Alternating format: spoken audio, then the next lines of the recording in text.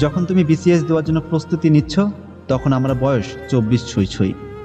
বাসা থেকে সে কি প্রেশার দিচ্ছে, দিন দিন বয়স বাড়ছে, বিয়ে করব কখন, ভালো ঘর বারবার আসে না, কত কথা যে শুনতে হয়েছে তার ঠিক নেই। কিন্তু আমি কখনো হাল ছাড়িনি, খুব চেষ্টায় ছিলাম।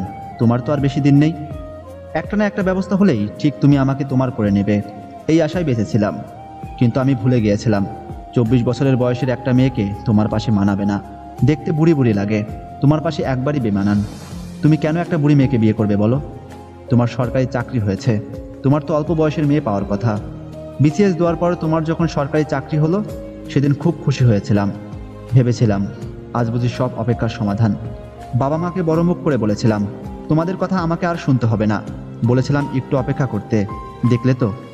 বাবা আমার মাথায় হাত রেখে বলেছিল, মারে ছেলেটাকে আসতে বল, আমরাও দেখি।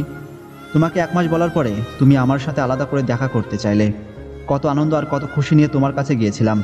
সেদিন যদি তুমি আমাকে একবারের জন্য বুঝতে, তাহলে আসার সময় আমাকে আর কান্না ভরা চোখে ফিরতে হতো না।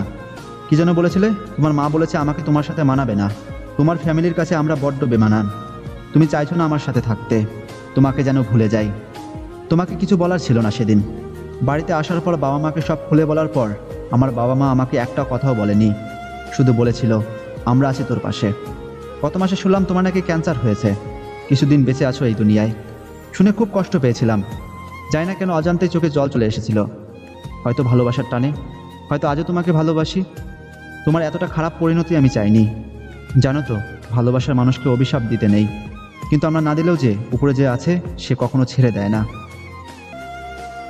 ভিডিওটি ভালো লাগলে অবশ্যই লাইক শেয়ার করো, আর তুমি যদি আমাদের চ্যানেলে নতুন হয়ে থাকো তাহলে চ্যানেলটিকে সাবস্ক্রাইব করে পাশে বেল আইকনটি অল করে রাখো, যাতে প্রতিনিয়ত আমাদের ভিডিওগুলোর সমস্ত আপডেট সবার আগে তুমি পেয়ে যাও।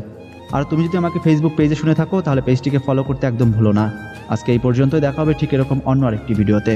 ততক্ষণে ভালো থেকো, নিজের খেয়াল রেখো, টেক কেয়ার।